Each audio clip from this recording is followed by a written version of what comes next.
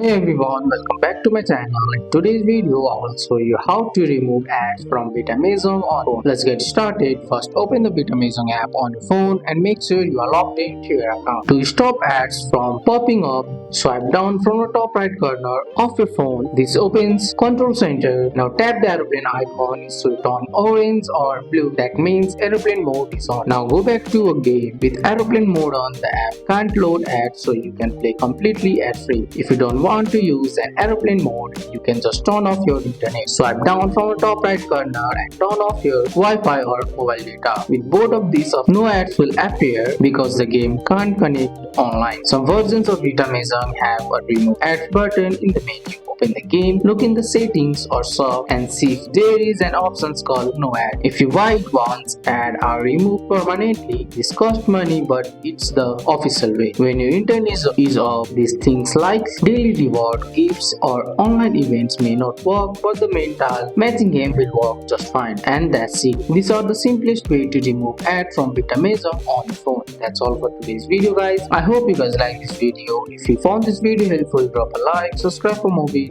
Thanks for watching. See you in the next one.